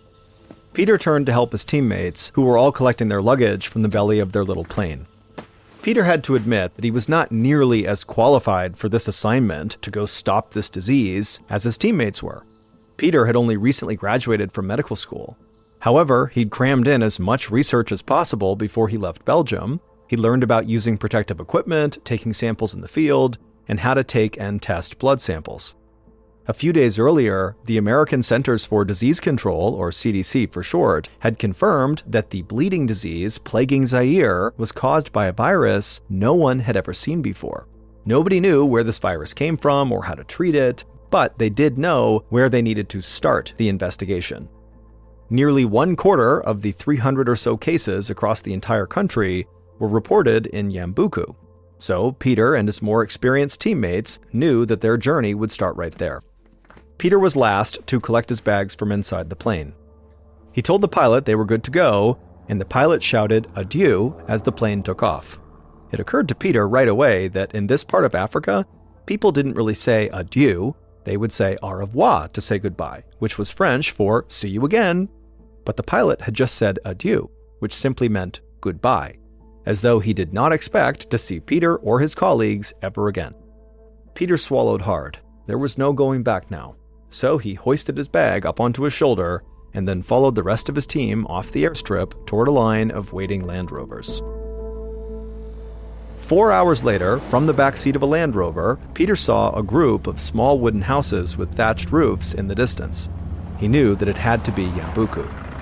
As they reached the center of the village, the Land Rover stopped.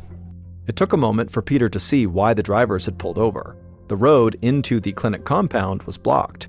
Hospital gauze was draped across the entrance to warn people to stay away. On a tree nearby, a sign had been nailed up.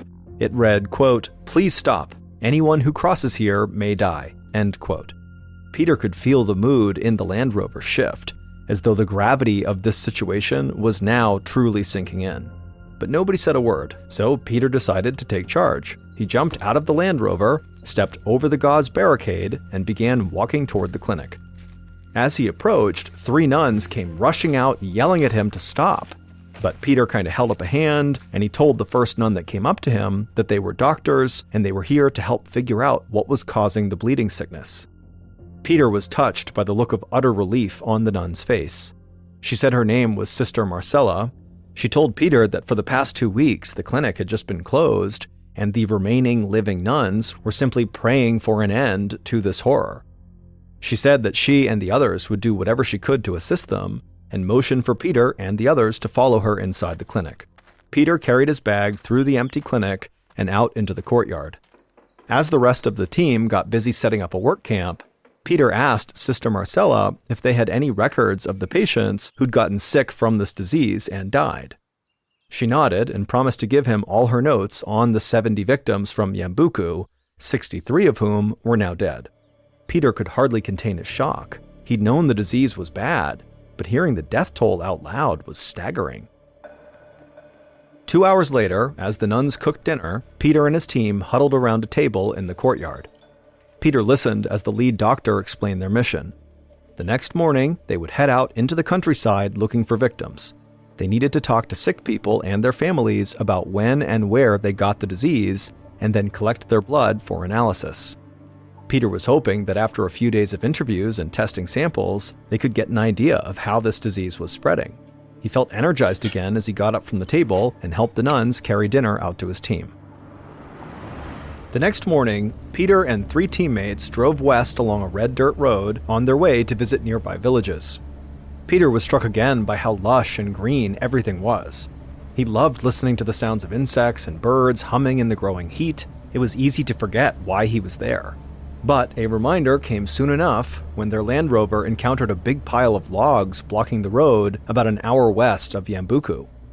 The nuns had actually warned them about this. Most of these surrounding villages had blocked off their roads to keep out the people who had this bleeding sickness. The villagers had no supplies left to give out, and they obviously did not want to catch the sickness themselves. Peter wanted to respect their wishes, but it was vital for them to see what was going on in these other villages. So Peter and the rest of his team dragged the logs to the side of the road, then jumped back into the car and continued their journey. As the Land Rover made its way into the center of this village, people came out to see what was going on. Peter had expected the villagers to avoid them out of fear, so he was surprised when a few of the villagers gathered right around their car, looking very curious. The driver parked the car and everybody piled out while the team leader went to speak with the village elders. Peter took a little piece of candy out of his pocket and handed it to one of the little boys who'd come to investigate. He noticed that none of the kids playing around the village seemed sick. He wondered if maybe the roadblock had worked. Perhaps it stopped the disease from reaching this village. Maybe there would be no blood samples to collect here, or survivors to talk to. That would be good news for the village, but a waste of a trip for Peter and his team. But then the team leader waved Peter over. He said one of the villagers had something to show them. So Peter grabbed his backpack from the Land Rover, and they followed this villager toward a nearby mud and clay home with a banana leaf roof. At the doorway, they all put on protective equipment, which included motorcycle goggles, gloves, paper face masks, and long sanitary gowns. Then they followed the villager into the modest home. It was cooler inside, but Peter's protective equipment still felt sweltering in the midday heat. Toward the back, Peter saw a husband and wife laying on a raffia mat on the floor. As Peter neared them, he could see they were so weak they could barely move. Dried blood coated their ears and their cheeks from where it had streamed out of their eyes. To Peter, it was like something out of a zombie film, and for a moment, he just froze. But then he remembered where he was and what he had to do. Peter took a syringe out of his backpack and knelt down next to the woman. He gently stuck the needle into her arm and filled a vial with her blood. The team leader knelt down on the other side of the raffia mat to take a sample from the man. Peter stood up and walked over to his backpack and pulled a little pouch from inside. He wrapped the vials of blood in plastic and stuck them into a baggie before putting the bag and the syringe into his backpack. And right as he did that, Peter turned around because his team leader gasped. It took Peter a moment to realize what had happened. The sick man on the floor had just died. Peter just stood there for a moment, totally frozen in surprise. Then he looked over at the dead man's wife, who looked like she didn't have long to live either. To Peter, it felt callous to leave her, and yet there was nothing they could do. They had no idea how to treat this new disease. In fact, the only way they could help was just to keep on moving. The villager who had led them into this hut ushered Peter and his team leader out of the home. As he walked them back to their car, the villager explained that soon that entire home would be full of women washing the man's body and preparing it for burial. It would be disrespectful for Peter and his teammate to be there anyway. So Peter, feeling relieved, thanked the man as he hopped into the Land Rover, and then they drove off to the next village. On the evening of the third day, Peter and his crew sat around their table in the clinic courtyard and compared notes. One thing they'd been noticing was that in many villages, more women seemed to get sick than men. And in Yambuku, a lot of pregnant women seemed to contract the sickness. But that wasn't enough information to actually draw any conclusions just yet. Strangely, the researchers had found that the village with the fewest bleeding sickness cases actually had no medical care at all. The village had only a traditional healer who handed out herbs and did healing rituals, but had almost no knowledge of modern medicine. And yet, his village was the only one they visited where nobody had died. The next day, Peter and his team leader went to that village where nobody had died yet to investigate further. When they arrived, the villagers brought them to their healer. As the team leader interviewed the healer, it occurred to Peter that the healer's home smelled strongly of bleach. He only noticed it because since landing in Zaire, he'd mostly smelled firewood, generator oil, and the jungle. So this chemical smell really stood out. Peter asked the healer why he was using so much bleach, and the healer just raised an eyebrow as though Peter had just asked him a totally ridiculous question. The healer pointed at a bunch of gadgets lying on top of a small table. Most were made of metal, and they looked like medical equipment, while others appeared to be homemade. The healer told Peter that those were his instruments, and he would use bleach and chlorine to sanitize them between clients. Once he said it, Peter almost felt dumb because the answer was so obvious. In the West, doctors used disinfectants to sterilize medical instruments, but in a place like this that was more remote, bleach was a decent substitute. Peter made a note of this in his journal. That evening, when they arrived back at the clinic in Yambuku, Peter followed Sister Marcella through the clinic, watching as she tidied up the space. He knew that she had seen this disease much more than they had, and so maybe she knew something that he and his team had not thought to ask about. Peter told her about the village with the local healer where nobody had died from the bleeding sickness. Sister Marcella said she actually was not surprised at all. She said the number of cases in Yambuku did not really start to rise quickly until the first patient, the school headmaster, had died. Peter stopped walking.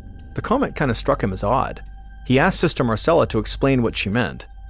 She turned and told Peter that, so far, the cases they'd seen had come in bursts. Every time there was a funeral, like clockwork, the next several cases of the bleeding sickness they would see would be people who had attended that funeral. It was like one big chain reaction. Peter thanked Marcella for the tour, and as he headed outside, his mind was racing.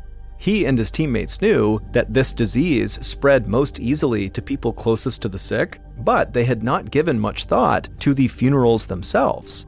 Could it be that funerals were a breeding ground for this sickness? Marcella had said that it was usually close friends and family of the dead who got sick next, not all the other kind of random mourners who came to the funerals. So it wasn't just that funerals brought large groups of people close together.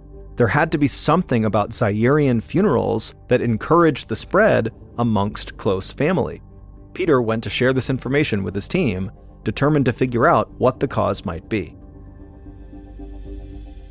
A few hours later, Peter sat around the courtyard table with his team, studying all the information they had collected from villages throughout the region. In every village they'd visited, the bleeding sickness had appeared in bursts, mostly affecting close friends and family of the deceased.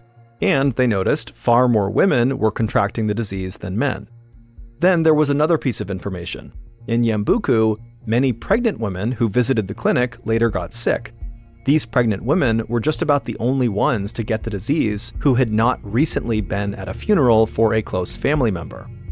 Now, Peter and his team knew two things for certain. Something about these funerals was making people sick, and there was something unique about Yambuku that was giving the disease to pregnant women. Peter and his teammates talked into the night, but they just couldn't figure out what the connection was. It was like the explanation was staring them right in the face, but they just could not connect the dots. Peter rubbed his eyes, fighting off sleep. He did not want to give up and go to bed yet. So he stood and offered to make some coffee, and everyone agreed. Nobody was ready to call it a night. A few minutes later, Peter rummaged through the small kitchen in the nuns' living quarters, looking for the coffee. Then he heard footsteps behind him and turned to see the clinic's nurse, Sakato, carrying a tray of food. Peter had met Sakato several times and really liked him. Peter also knew that Sakato was one of the very lucky 10% of people to survive the bleeding sickness. So, to Peter, Sakato was like a walking miracle. Sakato also seemed to know just about everything, and he was always so eager to help. Peter asked Sakato if he wouldn't mind helping him find the coffee. Sakato smiled knowingly and then reached into one of the tall cabinets and pulled out a glass jar. That's when Peter had a thought. He asked Sakato to walk him through the procedure for when pregnant women came to the clinic for prenatal care. Sakato could do it in his sleep. He'd seen the nurses do it 1,000 times. He motioned for Peter to follow him into the clinic. There, Peter watched as Sakato walked to the counter in the back of the clinic and opened up one of the drawers. He withdrew 5 syringes and then told Peter that these were the 5 needles that they used to treat their patients. Vitamin shots for expecting mothers, and quinine shots for malaria patients. Sakato said they cleaned these needles every evening to keep them in good working order. As Sakato put the needles back in their drawer, Peter realized what Sakato had just said, that they were only cleaning the needles once a day. He blinked, trying not to seem too alarmed. He clarified with Sakato that the clinic used the same needles between pregnant women and bleeding sickness patients, and Sakato said yes, especially in the beginning when the nuns thought everybody just had malaria. Peter was dumbfounded. That meant healthy pregnant women who had come to the clinic to get a vitamin shot were likely being injected with tiny droplets of blood from people who had the bleeding sickness. No wonder so many pregnant women and their babies were dying in Yambuku. They were being directly injected with the disease by their nurses. The thought of it made Peter sick. Peter remembered the healer whose home smelled like bleach. He had been actually sterilizing his instruments between patients, and so that was why the bleeding sickness had not spread in his village. Now the wheels in Peter's brain were really turning. He thought back to the man who died right as they took his blood sample during the first week in Zaire. The villager who'd taken them there had said the women in the dead man's family had to wash his body for burial right away. And right then, Peter's eyes went wide as he had this sudden realization. He thanked Sakato and hurried right back out to the courtyard where his teammates were working, because he had a vital piece of information he needed to share with them. Peter and his team soon realized that the bleeding sickness was spread through contact with bodily fluids. In Zaire, part of the funeral custom was for the women in the family to wash the body of the deceased immediately after death. The virus was still very much alive on the dead body and spread when loved ones came into contact with bodily fluids such as blood. Meanwhile, the pregnant women in Yambuku were getting this disease from contaminated blood on the syringes used for their vitamin shots. As Peter and his team researched the disease further, they soon discovered that this lethal virus was originally confined to animals like chimpanzees and fruit bats. Mabalo Loella, the school headmaster in Yambuku, and Patient Zero likely ate infected game on his hunting trip and became the first human victim. His wife Mbuzu and her family then caught the virus while preparing his body for burial. By the time Peter and his team learned how the bleeding sickness spread, nearly 300 people across Zaire and neighboring southern Sudan had died. But the spread was stopped thanks to the villagers' self-imposed quarantine and medical information being shared widely about the danger of sharing needles and touching bodily fluids. Peter and his teammates were tapped with naming this disease, and they decided to call it the Ebola virus after a river in the area. They thought about naming it Yambuku, but they didn't want to stigmatize the village. Since 1976, there have been more than 38 outbreaks of Ebola and over 15,000 deaths. Now, there is a vaccine for a particular strain of the Ebola virus, but as of today, there is still no cure.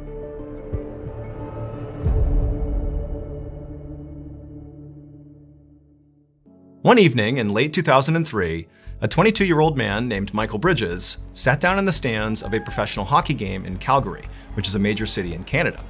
And as he sat there staring out at the rink, waiting for the players to file in, he thought to himself how amazing it was that he was here right now. He couldn't believe how lucky he was to be here. So Michael lived about 700 miles away in a city called Brandon, which is also in Canada. And for the last year, Michael's life had gone really badly. He was struggling financially and in between jobs. He had gone through a recent terrible breakup. A lot of his friends had sort of vanished from his life. And so for the most part, he was sort of sad and lonely all the time. But then he'd won a sweepstakes that he had only entered on a whim and gotten an all-expenses-paid trip to Calgary for this hockey game. And so it felt like finally something good was happening in his life. Michael was about to flag down a vendor and order himself a beer when this guy he didn't know, this stocky guy with a mustache, walked in and sat down right next to Michael. And before Michael could say anything, this guy looked at him with a big smile on his face and he said, "Man, I'm so excited to be here. I won this ticket in a sweepstakes." And Michael was like, "Dude, me too." And so right away, these total strangers just totally hit it off. And before long, they were chatting about their lives. And, Michael, who over the last year, most of his friends had sort of disappeared in his life, it was great to have a guy that just seemed to get him. And so the time flew by. And Brock must have felt the same way about Michael, because as the hockey game ended, Brock asked Michael if he wanted to, keep the party going and go together to a strip club right down the road. And Michael was like, "Yeah, let's do it." And so the two new friends left the hockey game together, they went to the strip club, and as soon as they got there, Michael began to notice something odd about Brock, or at least something he hadn't noticed before. And that was that even though Brock appeared to be very blue collar, sort of like Michael was, Brock appeared to have a lot of money. I mean, he was leaving these huge tips for all the bartenders, and he was paying for he and Michael's drinks round after round. Brock was paying for all of it. And then also, Brock had this huge wad of ones and bills that he was basically throwing at all the dancers. And Michael, who was caught off guard by this, gladly accepted Brock's generosity. I mean, at this point, given Michael's financial struggles, he could not have afforded even a normal night out, let alone a lavish one like this. And so as the two men stood at the bar towards the end of the night, Michael thanked Brock for making this such a fun night, and he said he really didn't want to leave and go back to his hometown of Brandon, 700 miles away, because he was having so much fun here with Brock. But when he said Brandon, Brock stopped and he's like, "Wait a minute, Brandon? I'm moving to Brandon for work." And when Michael heard this, he was ecstatic. I mean, he was thinking this was going to be a one-off thing, that he would likely never see Brock again, despite how cool this guy was. But now it seemed entirely possible that if they were living in the same town, they could be actual friends. And so Brock told Michael that, "Hey, if you help me find an apartment in your hometown once I move there, maybe I can repay the favor by helping you get some work." And so Michael, he took one last look at that big wad of cash in Brock's hand, and he looked up at him and he said, "Deal." A couple of months later, in early December of 2003, Michael rode in the passenger seat of Brock's car as they made their way down a road in Brandon. The two had just had lunch together, and Brock was driving Michael home, when suddenly Brock's phone rang. And when Brock answered it, Michael could tell right away, just from the tone of Brock's voice, that he was speaking to his boss. So ever since that hockey game, Michael and Brock had become friends. Brock had moved to Brandon, and Michael had helped him find an apartment, and in exchange, Brock had made good on his promise and had helped Michael find some work. In fact, he had gotten him a few odd jobs with the company that he, Brock, worked for. However, these jobs were not what Michael expected them to be, based on, his first impression of Brock. In reality, he felt like these jobs were kinda shady. Brock had asked Michael to start delivering these packages all over town, but he warned Michael to never look inside of any of these packages. Now, at first, obviously, Michael had been very unsure about taking Brock up on these jobs. I mean, it was pretty clear that whatever Brock was doing was, questionable or maybe even illegal. Like, what's going on with these packages? But, Michael thought back to that huge wad of cash that Brock had at the strip club in Calgary, and it just seemed like he was throwing money around, and Michael wanted money like that too. And so he thought, what's the harm? And so ultimately, Michael agreed to deliver one of these packages, and when nothing bad happened, he began delivering more. Now, Michael still had no idea what he was actually delivering. He had heeded the warning and was not looking inside these packages. Instead, he had sort of accepted the shadowy, mysterious stuff that Brock was doing was just sort of part of being friends with Brock and working for Brock. And so he had just gone along with it. And also, Michael genuinely needed the money. He really couldn't afford to just stop working. So as the two men continued down this road in Brandon, Michael just continued to sit quietly in the passenger seat while he listened to Brock speak to his boss. And at some point in this conversation, Brock looked very resigned and just said, "Okay, I'll take care of it right now." Then Brock abruptly hung up, and without saying anything to Michael, he just pulled a U-turn and began speeding in the opposite direction. And then a couple of minutes later, Brock pulled into this parking lot of the seedy hotel, and then before Michael could ask, what are we doing here? Brock turned to him and said, "You stay here." And then Brock got out of the car, and he marched over to the door of this motel and began to knock. And Michael, he's in the car watching this, having no idea what's going on, and he sees the motel room door that Brock knocked on, it suddenly opened, and there was this woman who was inside the motel, and from Michael's perspective, it seemed like she was very startled to see Brock. And then she began trying to shut the door on Brock. But Brock, he reached out and he began pushing on the door to keep it open, and the two of them began yelling at each other. And Michael, he can't hear what they're yelling about, but clearly, they're having some sort of heated argument here. And at this point, Michael began looking around, hopeful that nobody was witnessing this. I mean, they could get in some serious trouble here. And then Michael turned his attention back to Brock and this woman, and he watched as Brock raised his fist and punched this woman square in the face.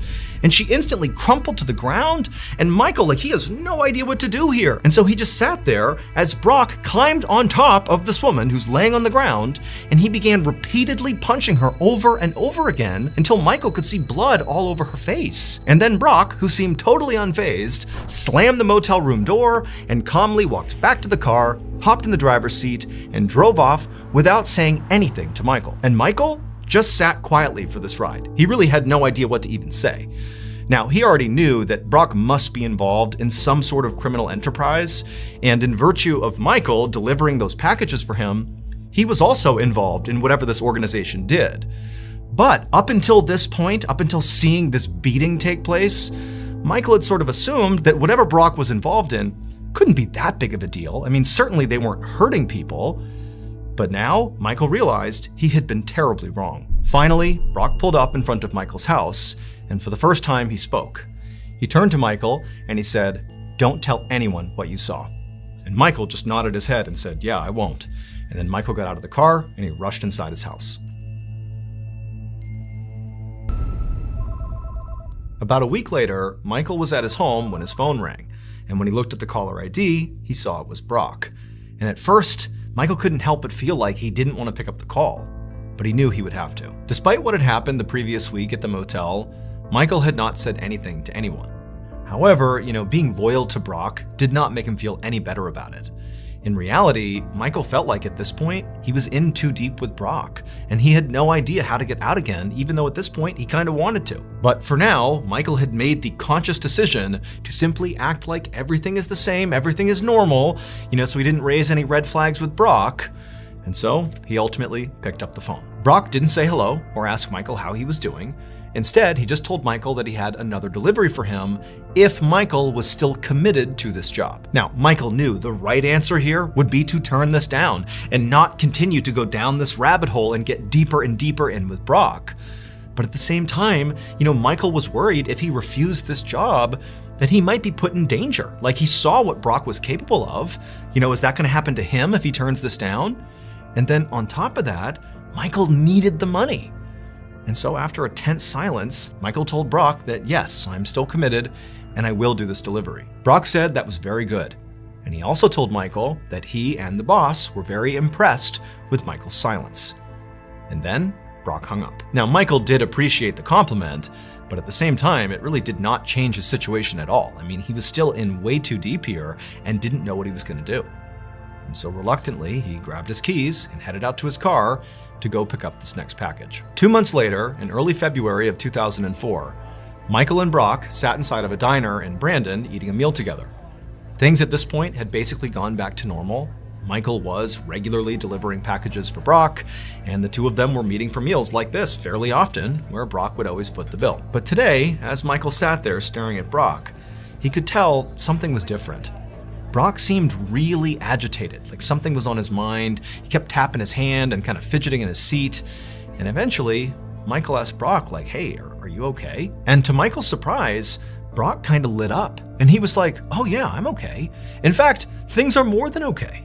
I actually have an offer for you that could potentially change your life. Brock again told Michael that he and the boss were seriously impressed with Michael's work so far. Not just the fact that he kept silent about the motel incident, but also they knew Michael clearly had not looked inside of any of those packages. And so collectively, this proved that Michael was dependable and loyal. And so he told Michael that what he wanted to do was introduce Michael to the boss, because he thought maybe the boss would take a liking to Michael and move him up in the organization. Maybe give him a more managerial role like Brock's, where the role was more prestigious and had more responsibility, but critically came with higher pay. After hearing this, Michael felt both excited and nervous. He was excited because he wanted nothing more than to make the kind of money that Brock did. And after working with Brock now for several months, Michael had become kind of desensitized to violence and danger. He realized he could put his morals aside if it meant he would never have to be financially insecure ever again. But the thing that made Michael nervous was meeting the boss. I mean, he really didn't know much about who this guy was. All he knew is he was perfectly prepared to resort to violence if people wronged him. And so Michael knew how critical it was to stay on this guy's good side. But as all these conflicting thoughts were swirling around Michael's head, Brock said something else. He said before he would actually take Michael to meet the boss, Michael had to pass one more test. Michael would have to prove that he was capable of more than simply delivering packages and keeping secrets. Basically, he needed to prove that he could be as cutthroat and brutal as Brock was. After saying this, Brock just kind of leaned back and stared at Michael, studying his reaction. And at first, Michael really didn't even know what to say or do. He was like, okay, is Brock expecting me to come up with, some sort of way that I can demonstrate this? Do I need to come up with a test myself and do it? Or is Brock about to give me some assignment? Like, what's going on here? But then, before Brock could say anything else to clarify this whole situation, Michael had this epiphany. He suddenly realized that he already had the proof he needed to demonstrate to Brock and to the boss that he could basically handle anything they threw at him. Before meeting Brock, something truly awful and just totally messed up happened in Michael's life, and Michael had persevered his way through it. And so Michael was thinking to himself, if he just told the story of what happened to Brock and to the boss, they would be convinced that he was their guy. And so feeling very confident, Michael looked Brock right in the eye and he told him about his past. And as he told the story, Brock's eyes went wide. And by the end of the story, when Michael finally finished up, Brock just said, okay, yeah, you're ready to meet the boss. The meeting with the boss was scheduled for a few days later. And on that day, Michael showed up to this fancy hotel in a nearby city. And when he walked into the lobby, he saw Brock was sitting there waiting for him. When Brock saw Michael, he smiled and stood up, gestured for Michael to come over, and then the two of them walked upstairs to a particular hotel room. But when Brock unlocked the hotel room door and the two men went inside this lavish suite with this gorgeous living room and an amazing view, Michael looked around and realized it was empty. And he said to Brock, like, "Where's the boss?" And Brock said, "The boss doesn't wait for anyone.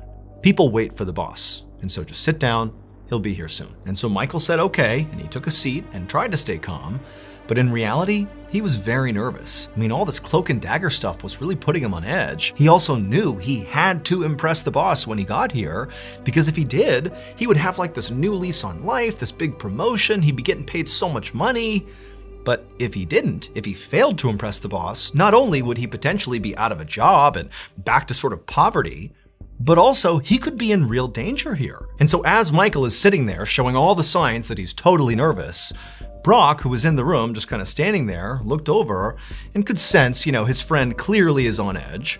And so he said, "Hey, Michael, here we go. Why don't you just run me through your story one more time, like a dry run, before you meet the boss. Get yourself ready." And so Michael, who at this point was so anxious, he was happy to be doing anything other than just sitting there quietly, quickly agreed to the idea and went through his story one more time. And right as he finished his story, there was a knock on the door. And so Brock said, "Okay, he's here. Are you ready?" And Michael's like, "Yeah, I'm ready." And so Brock walked over to the door, took one more look at Michael, opened it up, and when Michael looked outside and saw who was out there, he knew immediately he had made a terrible mistake. It would turn out the last several months of Michael's life was one big lie. That sweepstakes that Michael had won that got him the tickets to the game in Calgary, that wasn't real. Somebody had set that up just so Michael could meet Brock. Those packages that Michael was delivering for Brock, they were not sensitive. It was just packages that contained flour, like cooking flour. And that woman that Michael watched Brock beat up at the motel, she was acting, and so was Brock. Nobody got hurt in that entire altercation, and the blood that Michael saw on her face, well, she had blood capsules hidden in her mouth that she popped to make it look like she actually got beat up. However, there was one thing that was absolutely true about the last few months of Michael's life, and that was that Brock really was involved in a secretive organization, and Brock really did want to bring Michael inside of it. It's just that the organization was not the criminal enterprise that Michael thought it was. Instead, it was the Royal Canadian Mounted Police. And Brock was an undercover officer running an elaborate sting designed entirely to get Michael to confess to his crimes, which he did while secret cameras inside of that hotel room recorded every single word he said. Michael's crime was murder. 2 years earlier, his girlfriend, Erin Chorney, had tried to break up with him, and he'd been so mad about it that he attacked her, wound up strangling her until she fell unconscious, and then he drowned her in the bathtub. And so this was the story he told Brock and intended to tell the boss to convince them that he was their guy, that he was tough and could do anything they wanted.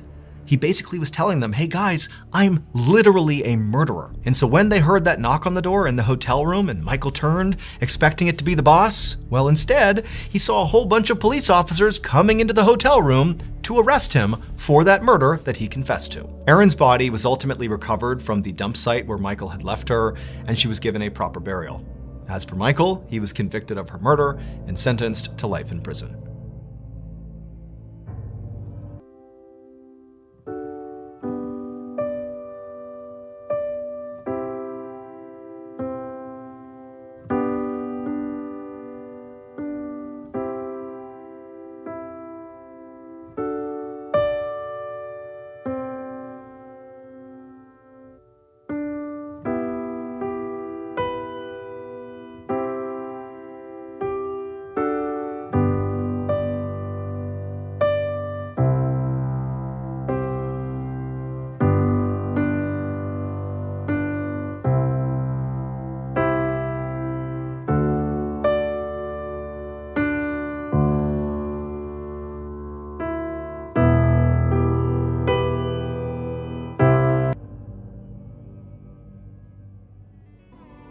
Thank you so much for watching.